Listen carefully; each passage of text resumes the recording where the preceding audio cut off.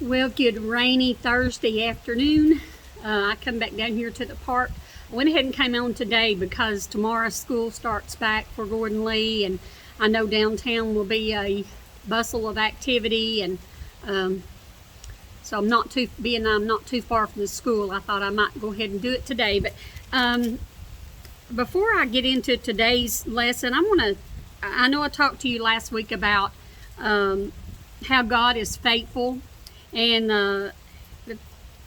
in all things, and how his birth and death was predicted all through the Old Testament. I believe I was reading something today, and it talked about Micah. There's places in Micah and Zechariah, and of course Isaiah, and then even in Daniel it talks about the things that's going to happen after, I think, or during the tribulation. We talked about in Genesis where it talks about he shall bruise your head, you shall bruise his heel, things like that. We know that's speaking about Jesus. But when I was reading in Matthew, I finished the book of John, and I've started over in Matthew. I've read through the New Testament many times, and I always get such a blessing out of it. But I found something today that where I told you the Old Testament ties back to the things in the New. And I was reading about Judas. It said he sold Jesus for 30 pieces of silver. And then if you look in my Bible, it's got in the center of it, it's got the cross referenced. And so I found one that I probably read it before but didn't catch it. But anyway, where it's talking about where he sold Jesus for 30 pieces of silver, it's Zechariah 11 verse 12. I'm going to read the verse to you, but I found the footnotes in this one interesting. Verse 12 says, "And I said unto them, If you think good, give me my price, and if not, forbear. So they weighed for my price 30 pieces of silver." And in the footnotes it says 30 pieces of silver, according to Exodus 21:32, was the price paid to the master whose slave had been gored by an ox. A sound slave was considered to be worth twice that amount.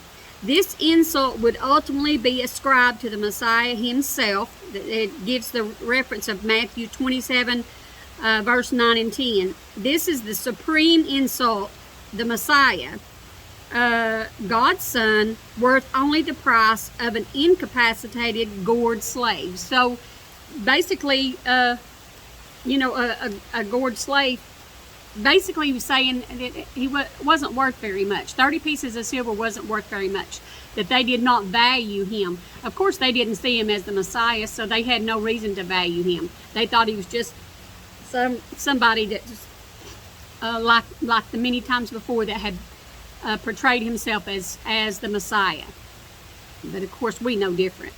But anyway, I found that interesting, where it talked about that, and then it reverts back to Jesus. But there is no monetary value on him or his life and what it has meant to us, and all the millions of people that have trusted trusted what he did on the cross to pay for our sin debt.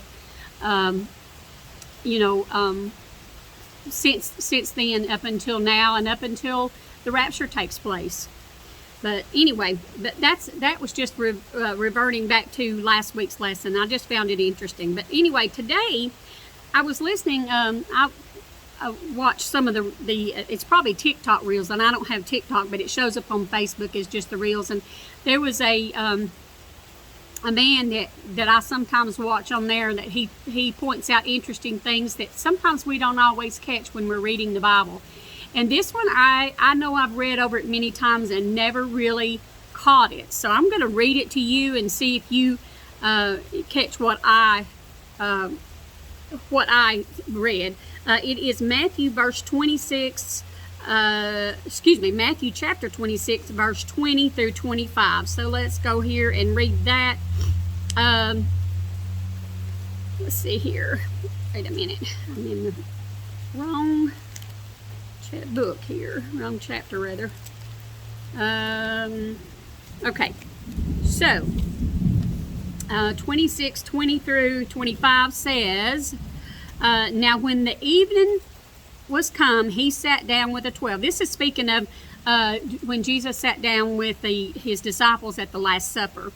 So he sat down with the 12, and as they did eat, he said, Verily I say unto you, that one of you shall betray me. And they were exceedingly sorrowful, and began every one of them to say unto him, Lord, it is I. Key word right there is Lord. Is it I? And he answered and said, He that dippeth his hand with me in the dish, the same shall betray me. The Son of Man goeth as it is written of him, but woe unto the man by whom the Son of Man is betrayed. This is Jesus speaking. We all know that the red letters is Jesus speaking. It had been good for that man if he had not been born. Then Judas, which betrayed him, answered and said, Master, is it I? He said unto him, Thou hast said. So let me read the footnotes, and then I'm gonna tell you something else about those two. Jesus replied, Thou hast said means yes. The statement, he that dippeth, reveals the personal and intimate nature of the betrayal. Jesus took bread. The head of the Jewish household was accustomed to doing this during the Passover feast. Jesus gave a completely new significance to the action. This is my body. During the Passover feast, the Jewish householder took bread in his hand and said, This is the bread of affliction which our fathers ate in the land of Egypt, meaning, of course, that the one represented the other. By his words, the Lord changed the whole significance and emphasis of the feast from looking back to the typical redemption from Egypt to faith in the redemption from sin accomplished by his death. The bread and the wine were only outward symbols of our Lord's death. Nothing in the Gospels indicate that these were to be viewed as a means of grace, sacraments, or that they were physically necessary for one's salvation. But what I wanted to point out, and what was brought to my attention that I really have never thought of since, no matter how many times I read this, I just never saw it like that. Where the disciples asked him, and these were exceedingly sorrowful. He's talking about that one of you shall betray me. And began every one of them to say unto him, Lord, it is I. So let's look up the definition of Lord. Just by Webster's dictionary, it says Lord means supreme ruler, someone who has power and authority over others. So these were his disciples, except for one. Lord, is it I? So they recognized him as the Messiah, as the Lord. They all seen all the miracles that he did. They walked with him. They spent time with him. They accepted him as the Lord, as the supreme ruler, the supreme authority over that. But then when you come to Judas, then Judas, which betrayed him, answered and said, Master, is it I? So in the description under, that's verse 25, Master means rabbi. Rabbi is teacher. So one called him, all the disciples except for Judas called him Lord, authority, supreme authority over their life. Judas called him teacher. You see the difference there? Judas spent time with Jesus, just like the rest of them. They recognized him as the Messiah. The coming Messiah is here. Judas, man, my hair looks like a hot mess. Judas recognized him only as teacher. All that he's seen, all the miracles that he saw, and yet all he concluded was that Jesus was just a good teacher. Can a teacher do the miracles that he did? Judas learned the scriptures because all the Jewish boys were taught about the Old Testament in the scriptures. He learned the scriptures that there is a coming Messiah, a ruler, a king that's going to be king. Of course, his kingdom is not of this world, and it's going to be in the millennial kingdom. That's when he will be. I mean, yes, he is king, but he will take his authoritative position in the millennial kingdom as king. Or, well, I guess he will take, as far as we're concerned, he will take his. I mean, to us, he is already king, but maybe he will take his. I'm not as knowledgeable about the end times as I would. I'd have to study more about that, about after the rapture and things like that. But to us, he is king. He's already king. He is our final authority. But when he comes back on the white horse, I think that is after or during the 1,000-year reign, maybe. So if you're pretty up to date on the end times, the after the rapture and things like that, maybe you might understand it all. I'm still trying to figure it all out. There's still so much. The Bible, as it says, is beyond finding out everything. But anyway, after Judas spent all that time with him and still all he could come up with was teacher, maybe that's why he was able to sell Jesus as for 30 pieces of silver when Jesus did not become who he thought he should. He thought Jesus was going to become king, an earthly king, and take over and overrule the Romans, or because that the Romans were overpowering the Jews, and maybe that's what he thought. But he just didn't see the end picture. He didn't see the big picture. The others did. I mean, yeah, they didn't understand it all, just like we don't understand it all. But they believed what Jesus talked about in the soon coming years, and that he didn't. Maybe that's how he was able to, you disappointed me in what I thought I thought you would do. Excuse me. Isn't that so like us when we think that Jesus should handle such and such issue this way and he don't, and we're disappointed because we have expectations that he didn't give us. It's through our own self. But anyway, I just thought that was very interesting in the difference between Lord and teacher. And it's the same thing with us. If we don't recognize him as the Lord that he should be in our lives for these that are saved, if we only recognize him as teacher, or yes, that's a good message, or whatever, that could be the very reason that our relationship with him is not what it should be, that we still have the same struggles over and over and over again, because we're still trying to understand in our own mind. Remember, I've read you other verses. There's Proverbs 3, 5, and 6. It says, trust in the Lord with all thine heart, lean not to thine own understanding. In all thy ways acknowledge him. There's no way we could ever understand the things that God does or will do. And in the verse, I think it's in Isaiah, where it talks about, your thoughts, your thoughts are not my thoughts. Your ways are higher than my ways.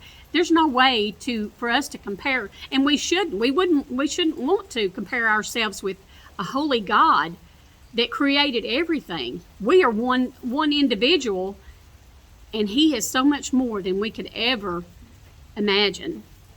But anyway, let me go on. I just thought that was very interesting, and I had never caught that. And so remember, he's got to be Lord over your life. When you surrender your life to him, you ask him to come in and be your Lord, not your teacher, your Lord. That means he is your ultimate authority. And if he's not your ultimate authority, then that means you are. You're your own God. One of the 10 Commandments is, thou shalt have no other gods before me. A God is either someone or something that has control over you. Why would you not want somebody that loves you unconditionally to be in control of you? Because in essence, we are really not in control of ourselves. If we truly loved ourselves as we should, love the body, love the mind, love people. He tells us, love your neighbor as yourself. chances are we really don't love ourselves like we should. And I'm not talking about having a selfish attitude. I'm talking about taking care of our mind, taking care of our body, taking care of the things that He has blessed us with. We have got to remember that it all belongs to Him, including us. If we're His child, it belongs to Him. Let's go on. Let's see, James. James 2:19. Let me find that one, and I'm going to share something. So, Judas did not love Jesus like the others did, because he could not see beyond his own position, his own face. Everything he knew, or everything that was on his mind, was tied to an earthly kingdom, not heavenly. And so he was, as far as the way the Bible is worded and what happened, he was lost. He was lost after spending all that time, 3.5 years? After spending all that time, and he still didn't get it. How many of us spend all of our lives in church doing our duty, and we still don't get it? We still, we do our duty, but yet, and there's, and I've heard many preachers say that, there's going to be people in heaven that we thought would never make it there, and there's going to be people in hell that we would have been sure that would be in heaven. They were in church all their life. They paid their tithes. They sang in the choir. They were preachers even. I've heard stories of preachers after preaching for years getting saved. We cannot trust in our own selves. He's the only way. Jesus says, I'm the way, the truth, and the life, and no man comes to the Father but by me. So no matter how, quote, religious you think you are, we're all vessels. We're just a vessel. Me doing these videos does not make me any more special than the bum on the street that has surrendered to God. I'm just a vessel. Everything I am and everything I have and everything I do is because of Him. Because I can tell you, this lost girl was a total mess before Jesus changed my life. Let's go on. Let's see, James 2:19. And I'm going to tie all this together here just a minute. 2:19 says, Thou believest that there is one God, thou doest well. The devil also believes and trembles. People that says, and I've heard even my preacher saying here recently that somebody he was talking to, and they was talking to about their relationship, their salvation experience, whatever, and they said, well, I've always believed. You know what? I've always believed, because I had a grandmother, a very godly grandmother, that from the time of my birth, I know she prayed over me. We lived with my grandparents for most of my young life, and then both of them passed away when I was, I think, around 15. But we lived with them off and on through that. So she prayed over me, prayed with me many, many times. So yes, I've always believed. I've always known that God was real. But did I always surrender? No, I didn't. I got saved at 10 years old. But, just because you believe, you may believe the Bible is true, you may believe in Jesus, you may believe that He went to the cross, but if you have never, and I'm not here to make you question your salvation, I'm just saying that if all you're basing that on is, yes, I believe, but if you've never surrendered, wouldn't you know it, here comes a train. If you've never surrendered, you trust in what Jesus did on the cross. You can't trust in yourself. But if you've never truly surrendered to Him and let Him be Lord of your life, then you might want to look into your decision, your relationship. A good rule of thumb is if you can sin, if you can do the things that God calls sin, not what I call sin, not what anybody else calls sin, but if you can do the things in your life that God calls sin and not have any conviction about it, you might want to check up. I'm telling you that because the signs are telling us that Jesus is soon coming. And I have to be honest, I don't want to cause you to pull away from Jesus. I want you to be sure of where you're going to spend eternity. And so, just because it says, just like James 2:19 says, even the devil believes and trembles. Remember, Satan or Lucifer he was a created being, and he knows who God is. He knows who the Son of God is. He was with them, and he failed. But yet he believes. He knows the scriptures better than us. He was there and failed. So yes, he believes and trembles. So just the believing is not going to get you to heaven. It's trusting, and it's a matter of surrender. Repentance and surrender. Repent. Look, when you're lost, you're already on your way to hell. You deserve it, because the very things that they crucified Jesus for, we deserved ourselves. So it's not just a matter of believing. You ought to be able to go back, and Brother Chris tells us this all the time. You ought to be able to go back in your mind to a time where whether you went to a church altar or not, wherever you were at when you asked Jesus to come into your heart, there ought to be a memory there. Mine was, I went to this church. It was in St. Elmo. It was called South St. Elmo Baptist Church. The church is still there. It's a different name. I think it's even the Church of God now. But anyway, I can take you back. I know where I sat. I know which side of the altar that I was at. And I remember being excited and going home. I think I rode the bus there, because at that time my parents were not saved. They were very young when they had me. Okay, they were very young when they had me.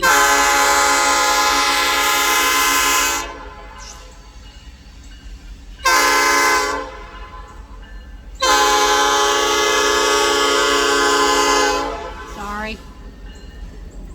And so my mom, I think, got saved when I was probably maybe 12-ish. My dad did not get saved until he was in his 50s or maybe early 60s. My mom, I think, was right around 30. But anyway, and both of them had been brought up in church, but they never surrendered their life to the Lord until then.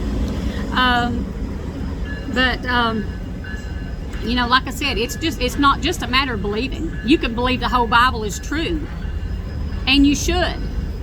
But that doesn't mean that you have surrendered to the Lord. But anyway, let me go on. Luke, let's see, and I took notes this time. They're crossing the streets. But anyway, I took notes this time. I know the last video. Oh, come on. The last video I didn't take notes, and I felt like I was rambling. But see, let me look here.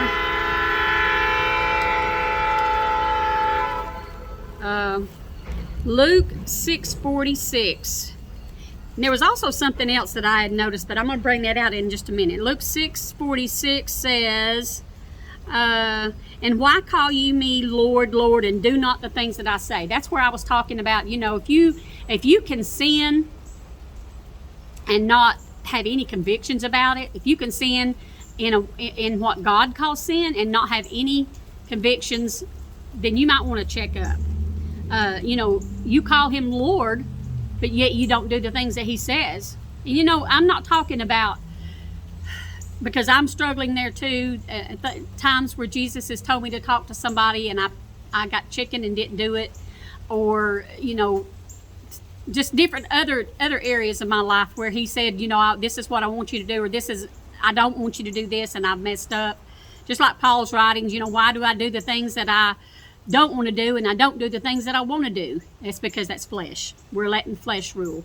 But anyway, if we want to call him Lord, Lord, and then don't do the things that he says, or do the things that he says not to do, and I'm not talking about like those. I'm talking about all the time. So, but who is your God? Who is your Lord? Is it you? Is it your What do you serve? What is constantly on your mind, or what do you surrender to? That's your God. Let's see, Matthew 7, 21. And let's see, let me tell you about that one. Because this is what we don't want to hear.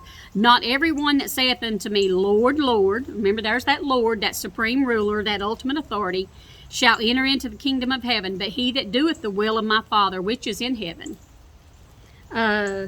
We don't want him to say, okay, wait a minute, let me go through 21 through 23. Okay, many will say to me in that day, Lord, Lord, have we not prophesied in thy name, and in thy name have cast out devils, and in thy name done many wonderful works? And then I will profess unto them, I never knew you. Depart from me, ye that work iniquity.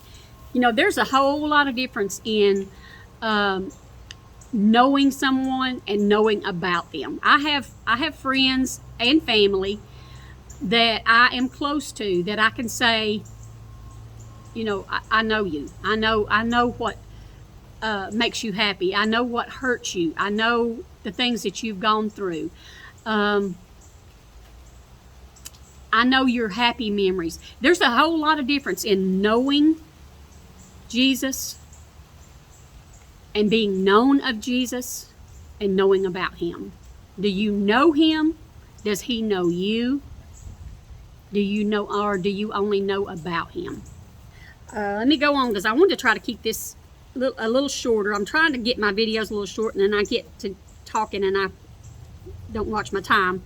So we don't want to be that, depart from me, ye that work iniquity, I never knew you. We don't want to hear that when we stand before him.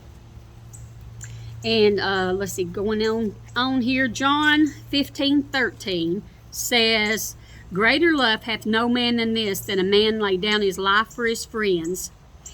This is where I wanted to talk to you about Judas. And this is something, as I was studying this out, that God showed me. And, you know, and I know all of it is not known in the Bible, but there's history books that talk about the disciples. I know James, the brother of John, it talks, I believe it's in Acts, talks about when he was, they believe, I don't know if they cut his head. I know the apostle, no, not apostle, John, the cousin of Jesus, they did cut his head off. But this was James, the brother of John, the apostle. They killed him. I believe that was in the book of Acts. That's the only one that it speaks of in the Bible about being killed. Because, you know, he told them, Jesus told them that they would be persecuted for their faith. And so, but all of the disciples were murdered. Except for John, the disciple John, and they did try to kill him many times, and God says no. You know, no matter what you do to him, I've got plans for him. Which he's the one that wrote the book of Revelation. That's the plans he had for him. But all of them were killed for defending their faith.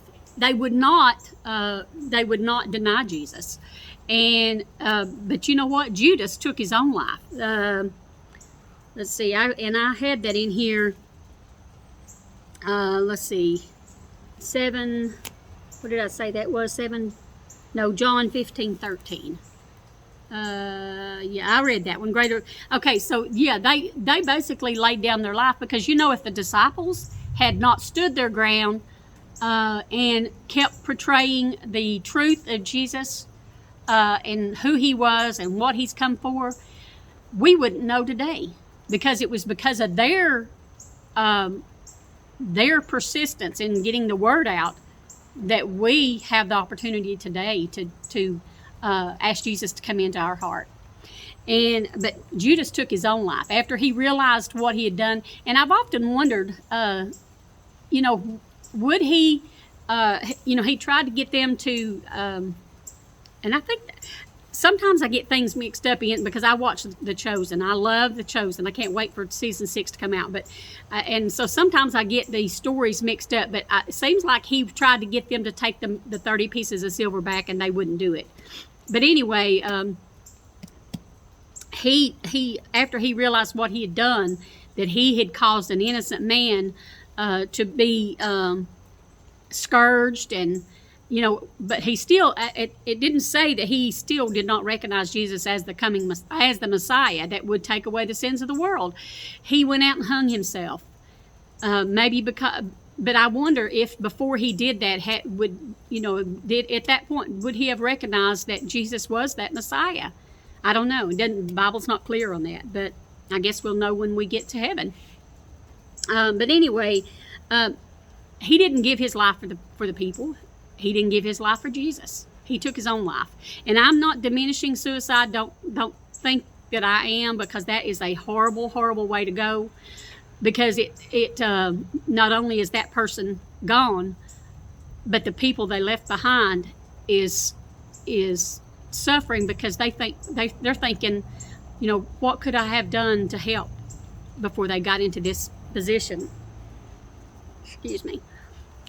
Because I too have family and friends that have taken their own life, and it is a crushing blow, because you thinking, what could I have done? I feel like I've failed them, and it just leaves so many doubts and so many questions. It leaves a gaping wound that I'm not sure that ever completely heals. So I'm not diminishing suicide at all. There is truth. The battle is in the mind, and the anxiety and depression and despair is real. Don't let anybody tell you that it's not. It is real, and there is medication that can help. But truly, God is the only one that can truly help. He really is the only one that can supersede medication. When you find that although you feel worthless, he values you in such a way that will never, you should never get over it. So let me go on. Again, like I said, all the disciples except for Judas gave their lives for Jesus. And then, let's see, Matthew, let me look at Matthew again, verse 27. Let's see what it says. Then Judas, which had betrayed him, when he saw that he was condemned, repented himself. Repented means he felt remorse, but not enough to ask him to come into his heart and save him. Or at least it doesn't say that. And he brought again the 30 pieces of silver to the chief priests and elders, saying, I have sinned in that I have betrayed the innocent blood. And they said, what is that to us? See thou to that. And he cast down the pieces of silver in the temple and departed and went and hanged himself. So, yeah, he did. Oh, man. He did repent, but it didn't say that he ever asked Jesus to save him. It didn't say that he ever accepted him as the Messiah. And I have to draw from that he didn't, because he I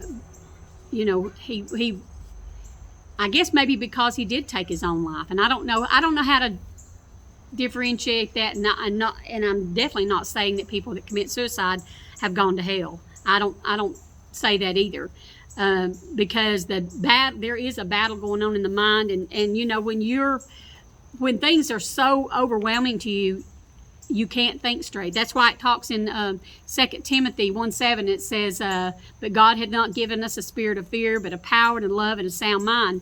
And, when you are in that despair situation and depressed situation where you feel like that you're worthless, that everything is worthless, life is worthless, you definitely don't have a sound mind. And I'm not diminishing that at all. But anyway, God knows. But anyway, let's see. And I think that's all I have here. I just like I said, I just found it being interested, about the difference in Lord and teacher, rabbi.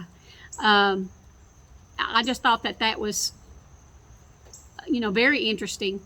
But more than anything, I just want you to understand, you need to go back before the Lord, and you need to really make sure of whose child you are. Because if you're not God's child, if you've never surrendered to Him, if you've never made Him Lord of your life, then you're the devil's child. And we don't want that. God doesn't want that. He sent His Son to die for you. Jesus has already paid the debt. All you've got to do is make Him Lord of your life. That's all. It's a free gift. He loved you enough to take on the death of the cross, the scourging, the nails in His hands and feet, the crown of thorns, the humiliation. He did all that for you and me. And He only had to do it one time. So anyway, I hope this helps you. I know it has definitely helped me. And I hope you have a blessed, blessed day. I love you.